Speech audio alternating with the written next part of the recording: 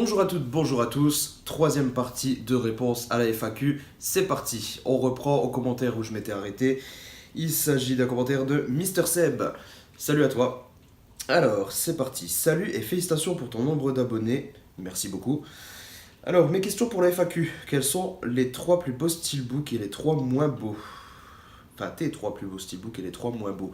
Alors, en plus beau, je dirais, ils sont exposés forcément, vu que je les trouve très très beaux. Les Gardiens de la Galaxie, volume 1. Je dirais aussi Interstellar, qui est juste ici. Et je dirais Logan, qui est aussi juste ici. Bon, c'est peut-être pas les plus beaux, mais ouais, c'est ceux que je kiffe le plus. Ah, si, il y a aussi les Aristochats que je trouve magnifiques en Disney. Ah, j'en sais rien. Comment tu veux que je t'en donne que 3? Mes trois plus moches. Écoute, j'en ai mis de côté. Alors, les trois qui m'ont un petit peu déçu, on va dire. Bon, celui-là. Il y a Non-Stop que je trouve pas très ouf. Mais en même temps, je l'ai pas pris pour son steelbook, je l'ai pris vraiment pour le film. Il y a, hop là, pas que je le fasse tomber. Il y a le steelbook de Seven qui m'a quand même clairement un petit peu déçu, hein, parce que je trouve qu'il y avait vraiment mieux à faire. Bon, c'est du petit prix, mais bon, c'est pas ouf non plus.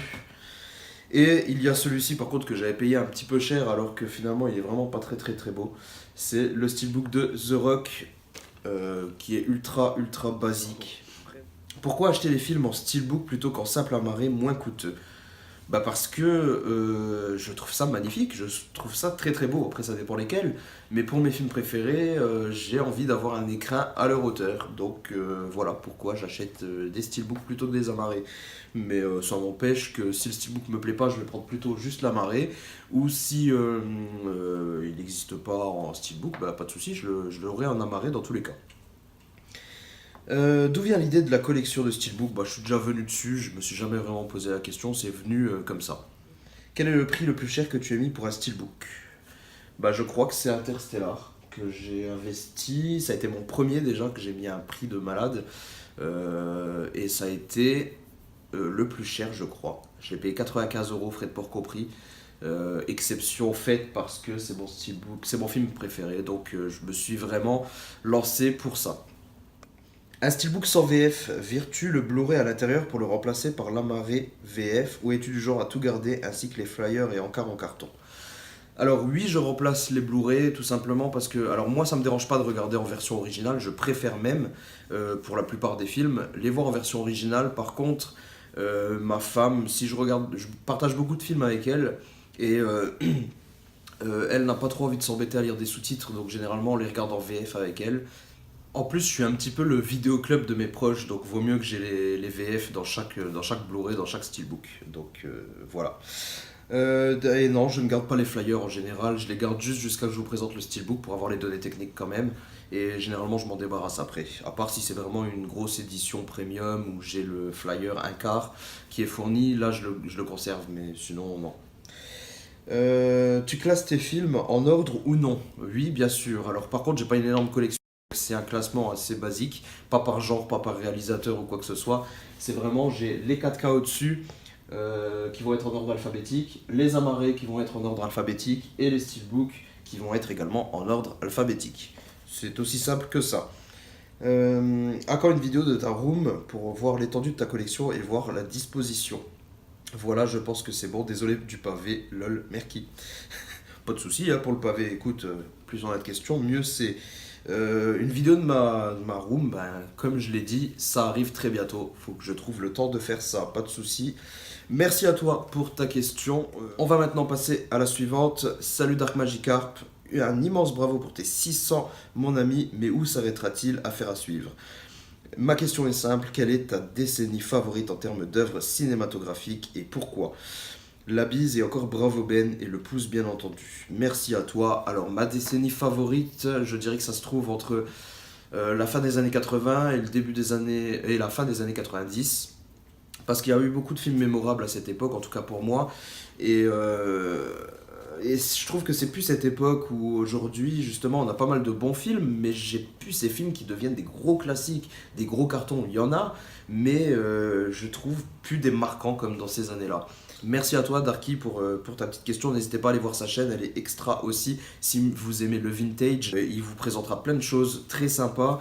Et puis j'aime bien ces dernières vidéos là sur il vous emporte dans sa besace et il vous emmène voir un film.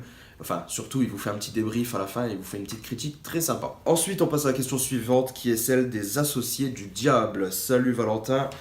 Aïe, j'espère que ça va aller mieux, Benoît. Oui, pas de souci. Regarde, ça va déjà beaucoup mieux. J'arrive à faire un facecam. Question, ton plus beau steelbook? Je l'ai déjà dit, Gardien de la Galaxie. Quel a été ton premier steelbook? Ça a été Fury, mais que j'ai pas acheté en toute à mes consciences. Le premier que j'ai acheté en toute conscience, c'est Nous étions soldats, édition Zavi.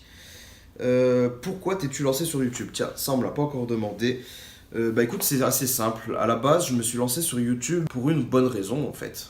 En fait, moi, quand j'ai commencé à collectionner les steelbooks, avant chaque achat, je regardais sur YouTube s'il y avait une vidéo du steelbook en question pardon, pour voir ce que ça donnait, quoi, tout simplement. Et puis un jour, ben, je convoitais, je sais plus c'était quel film, mais je voulais un certain steelbook.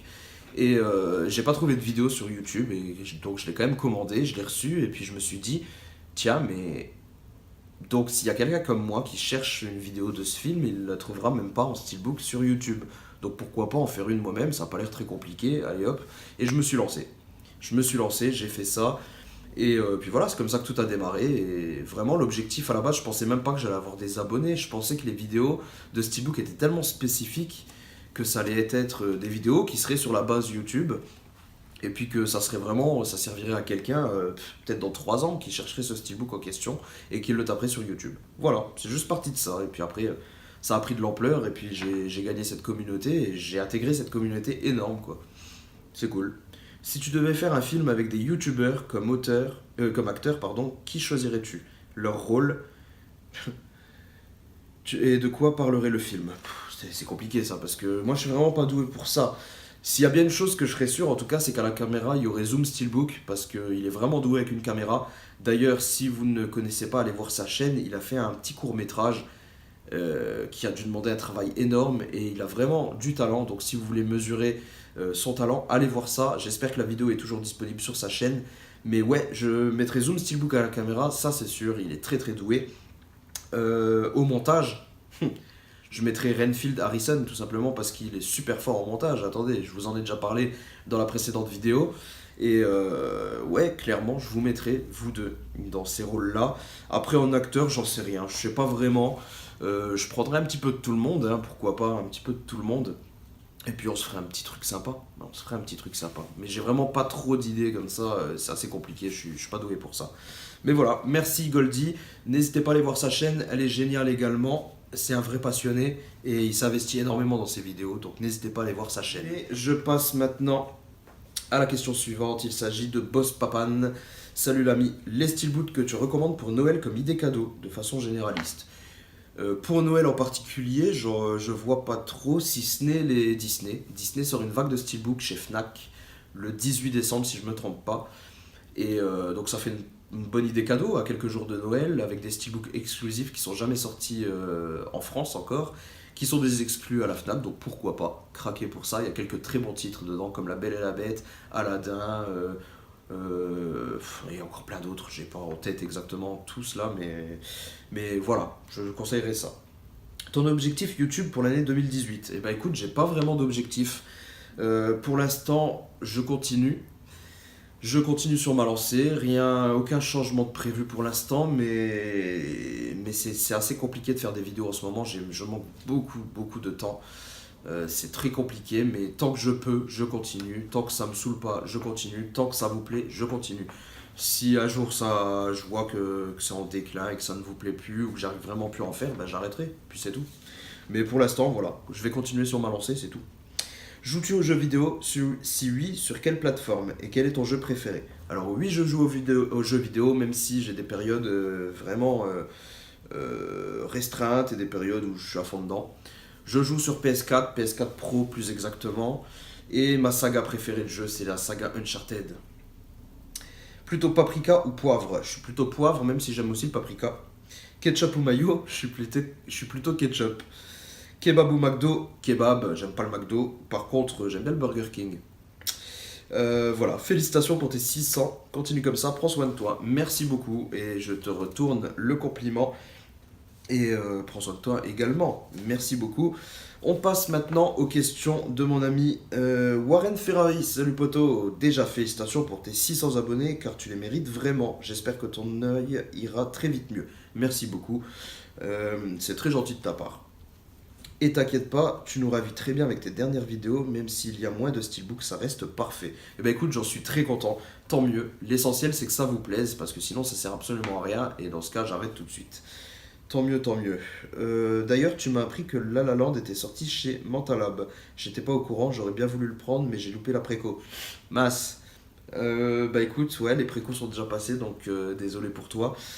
J'espère que si jamais il t'intéresse énormément, tu le trouveras sur eBay à un prix plutôt correct, hein, j'espère. Je suis deg, mais bon, pas grave. Et pour la FAQ, j'avais déjà demandé quel est ton réalisateur préféré, et j'en ai juste une deuxième. Qu'as-tu pensé de Kingsman 2, vu que le premier est mon film préféré? J'ai bien sûr vu le 2 et j'ai juste adoré. Et je voulais savoir ton avis. Sinon, à une prochaine vidéo, Benoît. Alors, malheureusement, j'ai adoré Kingsman 1, mais je n'ai pas vu le 2. Non, t'as cru que j'allais te dire que je l'avais pas aimé. Hein. Non, je l'ai juste pas vu, j'ai pas pu aller le voir au cinéma. Pourtant, je m'étais dit, Day One, je vais le voir au cinéma, y a pas moyen. Mais non, j'étais trop pris dans mon boulot, j'ai pas pu y aller et du coup, je l'ai loupé. Mais j'ai vraiment hâte de le voir, je suis confiant et je le commanderai sûrement en steelbook. S'il me sort un steelbook différent, parce que je l'aime pas trop, celui qui a été annoncé là avec les dessins.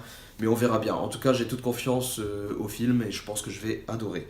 Bah voilà, merci beaucoup Warren pour tes questions. On passe à la question suivante. Il s'agit de la question de la face cachée du cinéma.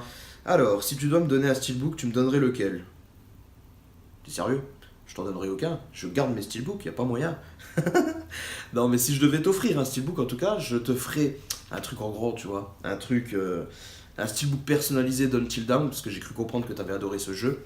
Mais ouais, je te ferai un truc comme ça, ouais. Quel est le film le moins connu que tu possèdes? Fais-le nous découvrir. Voilà, voilà. Euh, le moins connu, je sais pas trop, mais je pense que ça serait Alabama Monroe du coup. Ouais, c'est un petit film belge, donc je pense que ouais, je te ferai découvrir celui-ci. Et puis c'est un petit film belge sur un couple qui est en deuil, on va dire. Ouais, qui est en deuil. Et voilà, on va vivre ce deuil à travers eux. C'est un film extrêmement touchant, mais qui n'est pas que triste en fait. Il est très relevé en émotion et joyeux de par sa musique. Et c'est vraiment ce qui m'a plu dans ce film, parce que sans ça, il aurait été vraiment glacial. Mais là, il est vraiment relevé par cette musique, et en plus, les acteurs sont vraiment excellentissimes, et sont eux-mêmes les chanteurs, et réels chanteurs dans le film. Donc j'ai trouvé ça énorme, énorme, énorme, je peux que le conseiller. Bah voilà, c'est tout pour les questions, merci à toi. Je conseille encore une fois sa chaîne, hein. Allez voir sa chaîne, elle est géniale. Snake Plissken, Proders, Steelbook, salut l'ami, tout d'abord félicitations pour tes 600 abos, tu les mérites amplement.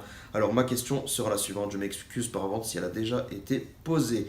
Quel est le premier film que tu as vu au cinéma ou à la télé et qui t'a le plus marqué? A très bientôt, bye. Au cas où si vous ne connaissez pas Snake Plissken, allez voir sa chaîne, il a aussi des pièces énormissimes de rareté. Franchement ses vidéos sont top également, allez faire un tour. Pour ta question, écoute, le premier film qui m'a marqué au cinéma, parce que j'ai dû en voir avant ce que je vais te citer, mais vraiment le premier film qui m'a marqué, c'est Matrix. En fait, je l'ai vu, mais pas à sa sortie, je l'ai vu en 2003, à la sortie du 2. Mon cinéma dans lequel j'avais l'habitude d'aller a diffusé le premier, en fait faisait une diffusion du premier et du 2 à la suite. Et donc à cette occasion, j'ai vu le premier en 2003, donc je devais avoir 11 ans seulement. Et ça a été une claque phénoménale, j'ai adoré ce film, même si j'en avais pas compris encore toutes les nuances, je l'ai déjà adoré à ce moment-là. Merci pour ta question, c'est très très cool.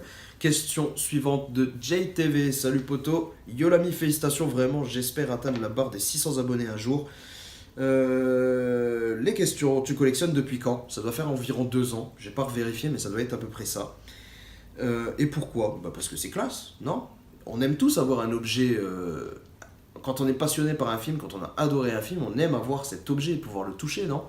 C'est exactement pour ça en fait. Je veux un bel écran pour un film que je trouve exceptionnel. Et en plus de ça, il faut vraiment que je sois connecté à cet objet en fait. Parce que c'est ce qui manque avec les services de streaming en fait, Netflix et compagnie. Vous avez un film, mais vous le savez pas réellement, ou vous ne pouvez pas le toucher. Non, il faut vivre ce truc avec le produit. Ça peut paraître un peu matérialiste, mais non, Je suis très attaché au steelbook, autant qu'à l'œuvre en elle-même en fait. Ça forme un tout. Voilà, je sais pas si c'est très clair, mais bon. As-tu 5 pièces qui te tiennent énormément à cœur? Combien possèdes-tu de steelbook? Alors, la bise l'ami. Écoute, j'ai 160 steelbooks environ, à plus ou moins. Niveau 5 pièces qui me tiennent énormément à cœur, non, pas réellement, parce qu'ils sont. J'y tiens tous, j'y tiens quasiment tous. Après 5 pièces qui me tiennent à cœur, je dirais les plus belles en fait. Donc généralement c'est ceux qui sont exposés que tu peux voir derrière moi.